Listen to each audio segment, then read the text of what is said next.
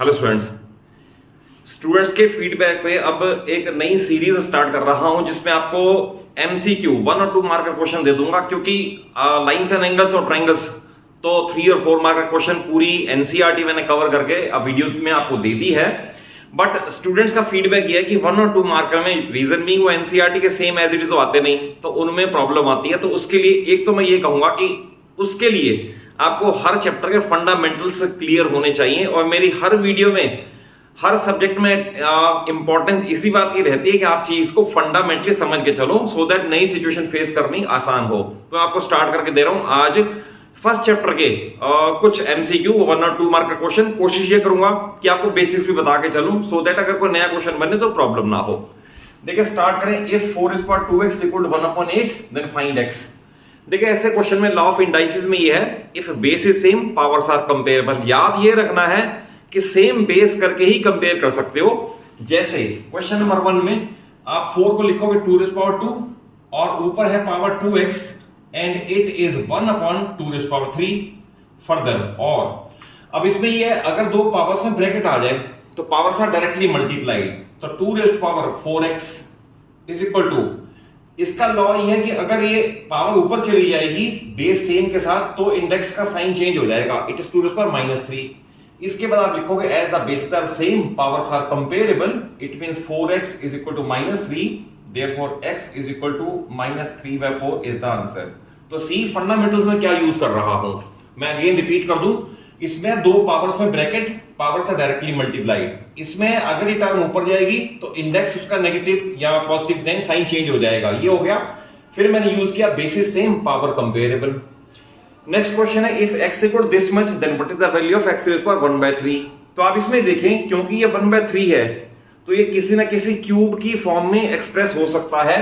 तो 216 तो 6 का क्यूब है, और ये 3 zeros इट मींस 1 0 का क्यूब है। तो I can write x is equal to 0.06 the cube. Reason being आप 0.06 को 3 बार मल्टीप्लाई करो, 0.06 इंटू 0.06 इंटू 0.06, तो you arrive at this result. तो x की वैल्यू ये दे रखा है।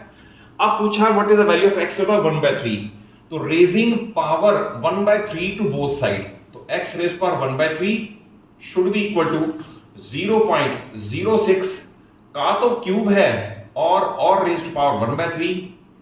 फिर वही रूल है, अगर पावर से ब्रैकेट आ गई तो पावर से directly multiplied, 3 into 1/3 is equal to 0.06 power 1, जिसे लिखने की नीड नहीं है। तो therefore x raise power 1/3 is equal to 0.06। Next है कन्वर्ट 23/50 इंटू डेसिमल फॉर्म। तो इसमें एक आपको बताता हूं गोल्डन रूल आपको, जब भी इस तरह के क्वेश्चन को डेसिमल एक्सप्रेस करना हो तो आप सिर्फ ये सोचें कि अपॉन 100 कैसे बनेगा, अपॉन 1000 कैसे बनेगा, अपॉन 10,000 कैसे बनेगा। अगर ये याद रखोगे तो फिर बड़ा इजी हो जाएगा। जैसे क्वेश्चन नंबर 3 में 23/50, तो ये बहुत ही इजी है। रीजन बीइंग 50 को 2 से मल्टीप्लाई करें तो 100 बनेगा, तो इंटू 2 दोनों तरफ कर दिया। तो नाउ इट इज 46/100। और ये आपको पता है अगर अपॉन 100 हो तो डेसिमल 2 प्लेस, 1000 हो 3 प्लेस, और 10,000 हो 4 प्लेस एंड सो ऑन। तो इसका रिजल्ट आएगा 0.06। तो देखें आप, ये था p/q, तो मैंने p/q को डेसिमल में कन्वर्ट कर दिया, तो it is the answer of this question. 0 नहीं आएगा क्योंकि 2 प्लेस है, तो 0.46 आएगा। ये रीजन में 2 प्लेस है तो 2 प्लेस शिफ्ट करके पॉइंट यहां आ जाएगा। नेक्स्ट है 5 इर्रेशनल नंबर बिटवीन 2 and 3। अब इसमें एक पहचान बता दूं, इर्रेशनल नंबर में decimal form non terminating non repeating होती है। इतनी बात याद रख लो तो सारे क्वेश्चन हो जाएंगे। रिपीट करता हूं, नॉन टर्मिनेटिंग यानी टेल जरूर लगनी है, नॉन रिपीटिंग तो दैट इज डेसिमल के बाद का पार्ट रिपीट ना हो।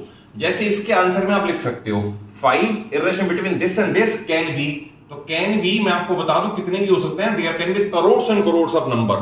मान लो मैंने लिख दिया 2.01 001 0001 ... तो ये देखिए इरेशनल नंबर है, 2 से बड़ा है 3 से छोटा है, एंड ना तो टर्मिनेट हो रहा है ना रिपीट हो रहा है। रिमेंबर इसमें एक चीज बता दूं, अगर आपने यहां छोड़ दिया तो ये गलत माना जाएगा, ये इरेशनल नहीं है। ये आपने मान लिया टर्मिनेट हो गया तो इसके मार्क्स नहीं मिलेंगे। तो बी क्लियर अबाउट इट, ये लगना जरूरी है। फॉर एग्जाम्पल अगर मैं लिख दूं 2.20 200 200 2 quadruple 0 and dot dot dot dot dot. तो फिर वही मैंने किया कि रिपीट भी नहीं हो रहा और टर्मिनेट भी नहीं हो रहा। Likewise 2.31 311 311 and so on. Likewise 2.40 400 4000 and dot dot dot. तो आप कितने भी कर सकते हो और कर सकते हो 2.51 511 511 डॉट डॉट डॉट डॉट। तो ये सारे नंबर जितने मैंने लिखे हैं ये इर्रेशनल हैं, 2 से बड़े हैं और 3 से छोटे हैं। तो कॉन्सेप्ट वाइज समझा दिया कि नॉन टर्मिनेटिंग नॉन रिपीटिंग होना चाहिए। देन लास्ट है कन्वर्ट 6.35 बार एज पी अपॉन क्यू। तो इसके भी ध्यान रखना, अगर ऐसा क्वेश्चन आएगा तो आपने इसको जितने प्लेस डेसिमल जितने प्लेस के ऊपर बार है उतने जीरो से, यानी इस केस में 2 है तो 100 से मल्टीप्लाई करना पड़ेगा। तो I will start let x is equal to 6.35 bar, then I will write multiplying both side by 100। तो 100x, अब ध्यान रखना इसका मीनिंग क्या है, इसका मीनिंग है 35 ये रिपीट होता जा रहा है। तो जब मैं 100 से मल्टीप्लाई करूंगा तो डेसिमल 2 प्लेस शिफ्ट हो जाएगा, तो ये हो जाएगा 635.35 बार, क्योंकि डेसिमल यहां से यहां आ गया। अब इसके बाद दूसरी इक्वेशन है x इज इक्वल टू 6.35 बार। अब आप ऐसे में जब 2 इक्वेशन बन जाए, एक तो आपने जो लेट x किया और एक 10 से मल्टीप्लाई करके 100 से या 1000 से मल्टीप्लाई करके बनी, उन दोनों को सेपरेट कर लो। और इसमें भी ध्यान रखना डेसिमल के नीचे डेसिमल रहे, बार वाले पार्ट के नीचे बार वाला पार्ट रहे, सो दैट समझने में कोई परेशानी ना हो। तो it is 99x, reason being 100x minus x। ये पार्ट तो इनफैक्ट कट ही गया, क्योंकि इतना पॉजिटिव था इतना नेगेटिव था। आपको सिर्फ डेसिमल से इधर का पार्ट लेस करना है। 15 minus 6 9 2 and 6, therefore x is equal to 629 by 99। और अगर इसे फर्दर लोअर फॉर्म में आता हो तो कर दें, अदरवाइज यही आंसर छोड़ दें। तो therefore I can write 6.35 bar is equal to 629 by 99।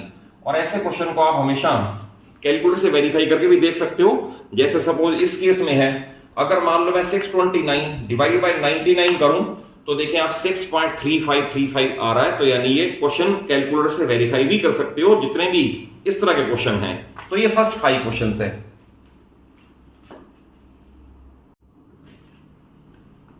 Question number 6 to 10 मैंने फिर अलग टाइप के लिए हैं, हर एक में अलग अलग वैरायटी है। क्वेश्चन नंबर 6 में सिंप्लीफाई, ये देखिए जब भी ऐसा सिंप्लीफाई करने को आए तो सबसे पहले आपको इनका एक का सिंप्लीफिकेशन सिखा देता हूं। जैसे 72 है, आप इसके प्राइम फैक्टर्स करोगे 2 36 2 18 2 9 3 3 एंड 1। तो जिनके पेयर बन जाएंगे वो बाहर आ जाएगा। जैसे 2 का पेयर है 3 का पेयर है, तो 3 into 2, तो पेयर बनके तो बाहर आ जाएंगे और अनपेयर्ड अंदर रहेगा। तो यानी कि इसका आंसर माना जाएगा यहां तक का 6√2। तो आपको पेयरिंग करनी पड़ती है। जो पेयर है वो इस रूल से कि स्क्वायर और स्क्वायर रूट कैंसिल होके बाहर आ जाएंगे, जैसे 3 into आ गए, और जो अनपेयर्ड है वो अंदर रहेगा। लाइकवाइज इसे आप अपने आप करना, इसका सिंप्लीफिकेशन करके आएगा, क्योंकि 100 का 10 है तो ये बनेगा 20√2। आप अपने आप सिंप्लीफाई करना, फैक्टर्स ही करने हैं, पेयर्स को बाहर अनपेयर्ड अंदर। अब 18 को करोगे तो ये बनेगा 3√2। तो सबसे पहला तो ये स्टेप सीख लो, जब भी ऐसा है आपने ये नहीं कर रहा है इन दोनों को ऐड कर दो, उसमें ये फिगर लेस कर दो, तो एब्सोल्युटली यू विल गेट 0। ये कोई मेथड नहीं है, आपको इन सर्ट्स को सिंप्लीफाई करना है। सिंप्लीफाई करके ये आ गए। अब हमारा क्वेश्चन ये बन गया 6√2 प्लस 20√2, 6√2 प्लस 20√2 माइनस 3√2। तो आप ये मान लें इसमें से अगर √2 मैं कॉमन ले लूं तो बचेगा 26 माइनस 3, तो इसका आंसर है 23√2 इज द आंसर। तो आपने सिंप्लीफाई करना सीखना है, जैसे ये है। नेक्स्ट क्वेश्चन में बड़ा इंपॉर्टेंट कॉन्सेप्ट यूज होता है, वो ये है any base raise to power 0 equals to 1। तो ये लॉ ऑफ इंडाइसिस में याद रखना, बेस कुछ भी हो, पॉजिटिव हो, नेगेटिव हो, फ्रैक्शन हो, अगर पावर 0 है तो उसका आंसर 1 है। तो आप इसे तो बड़े आसान तरीके से कर सकते हो। It will be 1 plus 1 plus 1 the whole square, that is 3 the whole square, that is 9। तो रूल क्या अप्लाई किया, any base raise to power 0 equals to 1। Next है सिंप्लीफाई। तो सिंप्लीफाई में आप इसे चाहो तो इसको 2 बार लिख के मल्टीप्लाई कर लो, नहीं तो इस टर्म को तो आप a मान लो और इस टर्म को b मान लो। तो फिर आपको आइडेंटिटी पता होनी चाहिए a प्लस बी का होल स्क्वायर। तो रीजन आपको पता है इसका, आइडेंटिटी का है a square plus B square plus 2ab। तो अगर ये आपको क्लियर है आइडेंटिटी तो ये बड़ा आसान हो जाएगा। जैसे ये a है ये b है, तो मैं इसको आइडेंटिटी सॉल्व करूं तो बनेगा 2√3 का स्क्वायर लाइक दिस प्लस 3√2 का स्क्वायर एंड 2ab। इसका मीनिंग है 2 इंटू 2√3 इंटू 3√2। अब आप सिंप्लीफाई करोगे, इसे सिंप्लीफाई करके 2√3 को 2√3 से, एक बार फिर सिखा दूं कि 2√3 को जब 2√3 से करते हो रैशनल रेशन से मल्टीप्लाई होगा 4, इरेशनल इरेशन से यानी √3 का स्क्वायर तो यानी कि 3, इट मींस 12। तो जैसे इसे सिंप्लीफाई किया ऐसे इसे भी अपने आप करना, 18 आएगा। अब इसमें रैशनल रैशनल रैशनल मल्टीप्लाई कर दो तो ये आ गया 12 और इरेशनल को इरेशन से तो √6। अब ध्यान रखना ये दो टर्म कंबाइन हो सकती हैं, ये नहीं हो सकती। तो इसका आंसर आएगा 30 प्लस 12 √6। रिमेंबर ये दोनों टर्म ऐड हो सकती हैं, लाइक टर्म्स हैं, ये इसके साथ अटैच नहीं कर सकता।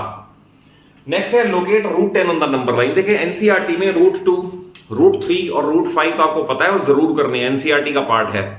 बट अगर √10 है ना तो √10 के लिए आपको सोचना पड़ेगा कि किन दो फिगर के स्क्वायर का सम लेके ये फिगर आएगी और उसके बाद हम उसको डाल देंगे। जैसे अगर सपोज मैं इस केस में, तो first of all I draw a number line, clear, then any point as 0। और अगर मान लो बेस 3 यूनिट ले लूं, 3 यूनिट 1 2 3 यूनिट, ये 3 यूनिट है, it can be each unit can be 3 centimetre, each unit can be 4 centimetre और 5 centimetre as per your convenience.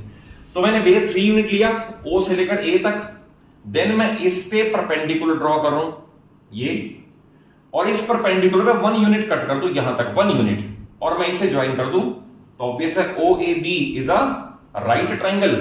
और right triangle में अगर OB निकालना है तो OB की वैल्यू क्या आएगी, बेस का स्क्वायर प्लस एल्टीट्यूड का square and the whole root, और सिंप्लीफाई करके ये √10 आ रहा है। ये आपको अपने आप सोचना पड़ेगा। अब आपने यानी ये वैल्यू आ गई √10 और आपने इसे लाना है नंबर लाइन पे, तो आप यहां कंपास रख के यहां इतना ओपन करके इसे नंबर लाइन पे ले आओ, और मान लो ये OP है तो we will write therefore OP is equal to √10 on number line. तो ये इसका कंप्लीट सोल्यूशन हो गया। ये टाइप सबसे इंपॉर्टेंट है। अगर x की ये वैल्यू है तो इसकी वैल्यू निकालनी है, तो इसमें ध्यान रखना हमेशा रैशनलाइज तो करना ही पड़ेगा।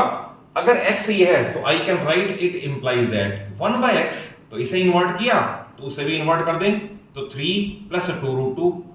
और रैशनलाइज करने का तरीका ये है कि इसके कंजुगेट से मल्टीप्लाई डिवाइड, तो दैट इज 3 माइनस 2√2 से मल्टीप्लाई एंड 3 माइनस 2√2 से डिवाइड, तो और 1/x will be equal to, ये आ गया 3 माइनस 2√2, और डिनोमिनेटर में हमेशा बनेगा a plus B into a minus B is equal to a square minus b square. इसका स्क्वायर 9, इसका स्क्वायर 8 यानी कि 1 को लिखो या ना लिखो कोई फर्क नहीं पड़ता।